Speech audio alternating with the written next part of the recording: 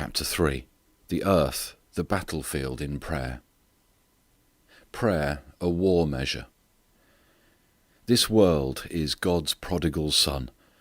The heart of God's bleeds over his prodigal. It has been gone so long, and the home circle is broken. He has spent all the wealth of his thought on a plan for winning the prodigal back home. Angels and men have marveled over that plan, its sweep, its detail, its strength and wisdom, its tenderness. He needs man for his plan. He will use man, that is true. He will honor man in service, that is true. But these only touch the edge of the truth. The pathway from God to a human heart is through a human heart. When he came to the great strategic move in his plan, he himself came down as a man and made that move. He needs man for his plan. The greatest agency put into man's hands is prayer.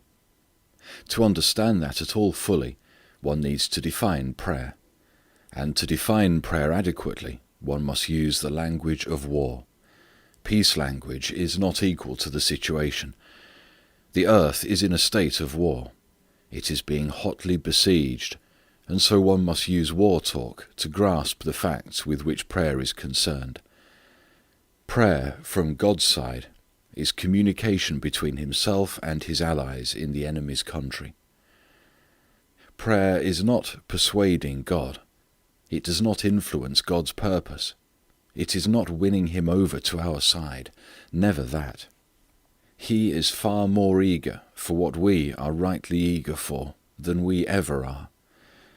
What there is of wrong and sin and suffering that pains you, pains him far more. He knows more about it. He is more keenly sensitive to it than the most sensitive one of us. Whatever of heart yearning there may be that moves you to prayer is from him. God takes the initiative in all prayer. It starts with him. True prayer moves in a circle. It begins in the heart of God and sweeps down into a human heart upon the earth, so intersecting the circle of the earth, which is the battlefield of prayer. And then it goes back again to its starting point, having accomplished its purpose on the downward swing. 3 forms of prayer. Prayer is the word commonly used for all intercourse with God, but it should be kept in mind that the word covers and includes 3 forms of intercourse. All prayer grows up through and ever continues in 3 stages. The first form of prayer is communion. That is simply being on good terms with God. It involves the blood of the cross as the basis of our getting and being on good terms. It involves my coming to God through Jesus. Communion is fellowship with God. Not request for some particular thing, not asking, but simply enjoying himself, loving him, thinking about him, how beautiful and intelligent and strong and loving and lovable he is, talking to him without words. That is the truest worship, thinking how worthy he is of all the best we can possibly bring to him, and infinitely more. It has to do wholly with God and a man being on good terms with each other. Of necessity, it includes confession on my part, and forgiveness upon God's part, for only so can we come into the relation of fellowship. Adoration, worship, belong to this first phase of prayer. Communion is the basis of all prayer. It is the essential breath of the true Christian life. It concerns just 2, God and myself, yourself. Its influence is directly subjective. It affects me. The second form of prayer is petition, and I'm using that word now in the narrower meaning of asking something for oneself. Petition is definite request of God for something I need. A man's whole life is utterly dependent upon the giving hand of God. Everything we need comes from him. Our friendships, ability to make money, health, strength in temptation and in sorrow, guidance in difficult circumstances and in all of life's movements, help of all sorts, financial, bodily, mental, spiritual, all come from God and necessitate a constant touch with Him. There needs to be a constant stream of petition going up, many times wordless prayer, and there will be a constant return stream of answer and supply coming down. The door between God and one's own self must be kept ever open. The knob to be turned is on our side. He opened His side long ago and propped it open and threw the knob away. The whole life hinges upon this continual intercourse with our wondrous God. This is the second stage or form of prayer. It concerns just two, God and the man dealing with God. It is subjective in its influence. Its reach is within. The third form of prayer is intercession. True prayer never stops with petition for oneself. It reaches out for others. The very word intercession implies a reaching out for someone else. It is standing as a go-between, a mutual friend between God and someone who is either out of touch with Him or is needing special help. Intercession is the climax of prayer. It is the outward drive of prayer. It is the effective end of prayer outward. Communion and petition are upward and downward. Intercession rests upon these two as its foundation. Communion and petition store the life with the power of God. Intercession lets it out on behalf of others. The first two are necessarily for self. This third is for others. They ally a man fully with God. It makes use of that alliance for others. Intercession is the full-bloomed plant whose roots and strength lie back and down in the other two forms. It is the form of prayer that helps God in His great love plan for winning a planet back to its true sphere. It will help through these talks to keep this simple analysis of prayer in mind, for much that will be said will deal chiefly with this third form, intercession, the outward movement of prayer. The climax of prayer. To God, man is first an objective point, and then, without ceasing to be that, he further becomes a distributing centre. God ever thinks of a man doubly, first for his own self, and then for his possible use in reaching others. Communion and petition fix and continue one's relation to God, and so prepare for the great outreaching form of prayer, intercession. Prayer must begin in the first two, but reaches its climax in the third. Communion and petition are of necessity self-wide. Intercession is worldwide in its reach, and all true rounded prayer will ever have all three elements in it. There must be the touch with God. One's constant needs make constant petition, but the heart of the true follower has caught the warm contagion of the heart of God and reaches out hungrily for the world. Intercession is the climax of prayer. Much is said of the subjective and objective value of prayer, its influence upon oneself, and its possible influence upon persons and events quite outside of oneself. Of necessity, the first two sorts of prayer here named are subjective. They have to do wholly with oneself. Of equal necessity, intercessory prayer is objective. It has to do wholly with others. There is even here a reflex influence. In the first two, directly subjective; here, incidentally, reflex. Contact with God while dealing with Him for another, of necessity, influences me. But that is the mere fringe of the garment. The main driving purpose is outward. Just now, in certain circles, it seems quite the thing to lay great stress upon the subjective value of prayer, and to whittle down small or deny entirely its value in influencing others.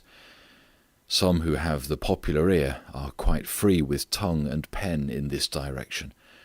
From both without and within distinctly Christian circles their voices come. One wonders if these friends lay the greater emphasis on the subjective value of prayer so as to get a good deep breath for their hard drive at the other. Yet the greater probability is that they honestly believe as they say, but have failed to grasp the full perspective of the picture. In listening to such statements one remembers with vivid distinctness that the scriptural standpoint always is this, that things quite outside of oneself, that in the natural order of prevailing circumstances would not occur, are made to occur through prayer. Jesus constantly so assumed. The first flush, common sense view of successful prayer is that some actual result is secured through its agency. It is an utter begging of the question to advance such a theory as a sufficient explanation of prayer, for prayer in its simplest conception supposes something changed that is not otherwise reachable. Both from the scriptural and from a rugged philosophical standpoint, the objective is the real driving point of all full prayer. The subjective is in order to the objective, as the final outward climactic reach of God's love plan for a world. 6 facts underlying prayer.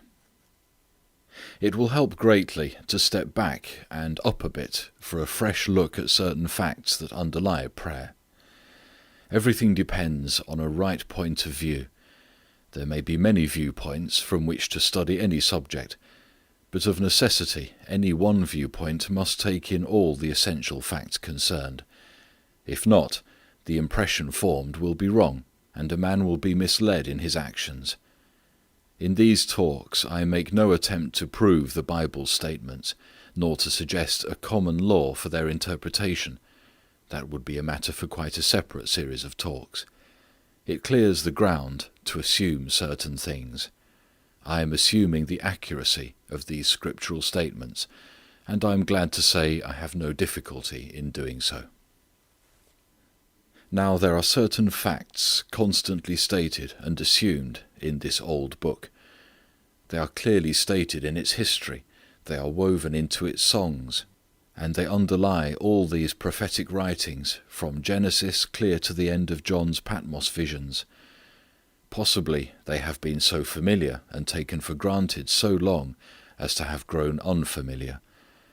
The very old may need stating as though very new. Here is a chain of 6 facts. First, the earth is the Lord's and the fullness thereof. Psalm 24 verse 1. His by creation and by sovereign rule. The Lord sat as king at the flood. Psalm 29 verse 10. Second, God gave the dominion of the earth to man, the kingship of its life, the control and mastery of its forces. Genesis 1 verses 26 and 28, Psalm 8 verse 6. See quotations of this, referring to the man who will restore original conditions in 1 Corinthians 15 verse 27, Ephesians 1 verse 32, Hebrews 2 verse 8, and Psalm 115 verse 16. Third, man, who held the dominion of the earth in trust from God, transferred his dominion to somebody else by an act which was a double act. He was deceived into doing this act. It was an act of disobedience and of obedience. Disobedience to God and obedience to another one, a prince who was seeking to get the dominion of the earth into his own hands. That act of the first man did this. The disobedience broke with God and transferred the allegiance from God. The obedience to the other one transferred the allegiance, and through that the dominion, to this other one. The fourth fact is this: the dominion or kingship of this earth, so far as given to man, is now not God's, for He gave it to man. And it is not man's, for He has transferred it to another. It is in the control of that magnificent prince whose changed character supplies his name, Satan, the hater, the enemy. Jesus repeatedly speaks of the prince, that is, the ruling one, of this world. John 12 verse 31, chapter 14 verse 30, and chapter 16 verse 11. John speaks in his vision book of a time coming when the kingdom, not kingdoms as in the old version, the kingdom of the world is become the kingdom of our Lord and of his Christ. Revelation chapter 11 verse 15. By clear inference, previous to that time it is somebody else's kingdom than his. The kingship or rulership of the earth which was given to man is now Satan's. The fifth fact: God was eager to swing the world back to its original sway, for his own sake, for man's sake, and for the earth's sake. You see, we do not know God's world as it came from his hand. It is a rarely beautiful world even yet, the stars above, the plant life, the waters, the exquisite colouring and blending, the combinations of all these, an exquisitely beautiful world even yet. But it is not the world it was, nor that some coming day it will be. It has been sadly scarred and changed under its present ruler. Probably Eve would not recognize in the present world her early home earth as it came fresh from the hand of its Maker. God was eager to swing the old world back to its original control, but to do so he must get a man, one of the original trustee class, through whom he might swing it back to its first allegiance. It was given to man. It was swung away by man. It must be swung back by man. And so a man came, and while Jesus was perfectly and utterly human, we spell that word man with a capital M, because he was a man quite distinct from all men. Because he was more truly human than all other men, he is quite apart from other men. This man was to head a movement for swinging the world back to its first allegiance. The sixth fact is this: these two, God's man and the pretender prince, had a combat, the most terrific combat ever waged or witnessed. From the cruel, malicious cradle attack until Calvary's morning, and 2 days longer it ran. Through these 33 years it continued with a terrificness and intensity unknown before or since. The master prince of subtlety and force did his best and his worst through those Nazareth years, then into the wilderness and Gethsemane and Calvary. And that day at 3 o'clock, and for a bit longer, the evil one thought he had won. And there was great glee up in the headquarters of the prince of this world. They thought the victory was theirs when God's man lay in the grave under the bars of death, within the immediate control of the Lord of death. But the third morning came, and the bars of death were snapped like cotton thread. Jesus rose a victor, for it was not possible that such as he could be held by death's Lord. And then Satan knew that he was defeated. Jesus, God's man, the king's rightful prince, had gotten the victory. But please mark very carefully 4 sub-facts on Satan's side. First, he refuses to acknowledge his defeat. Second, he refuses to surrender his dominion until he must. He yields only what he must and when he must. Third, he is supported in his ambitions by man. He has man's consent to his control. The majority of men on the earth today, and in every day, have assented to his control. He has control only through man's consent. Satan cannot get into a man's heart without his consent, and God will not. And fourth, he hopes yet to make his possession of the earth permanent. The victor's great plan. Now, hold your breath and note on the side of the victor prince this unparalleled and unimitated action. He has left the conflict open and the defeated chief on the field, that he may win not simply against the chief, but through that victory may win the whole prodigal race back to his Father's home circle again. But the great pitched battle is yet to come. I would say a pitched battle, for the greatest one is past. Jesus rides into the future fight a victor. Satan will fight his last fight under the shadow and sting of a defeat. Satan is apparently trying hard to get to Jesus. That is to say, Jesus was God's man sent down to swing the world back. Satan is trying his best to get a man, one of the original trustee class to whom the dominion of the earth was entrusted, a man who will stand for him even as Jesus stood for God. Indeed, a man who will personify himself even as Jesus was the personification of God, the express image of his person. When he shall succeed in that, the last desperate crisis will come. Now prayer is this: a man, one of the original trustee class, who received the earth in trust from God, and who gave its control over to Satan. A man on the earth, the poor old Satan-stolen, sin-slimed, sin-cursed, contested earth. A man on the earth, with his life in full touch with the victor, and sheer out of touch with the pretender prince, insistently claiming that Satan shall yield before Jesus' victory, step by step, life after life. Jesus is the victor. Satan knows it and fears him. He must yield before his advance, and he must yield before this man who stands for Jesus down on the earth. And he will yield, reluctantly, angrily, as slowly as may be, stubbornly contesting every inch of ground. His clutches will loosen, and he will go before this Jesus man. Jesus said, "The prince of the world cometh, and he hath nothing in me." John 14, verse 30.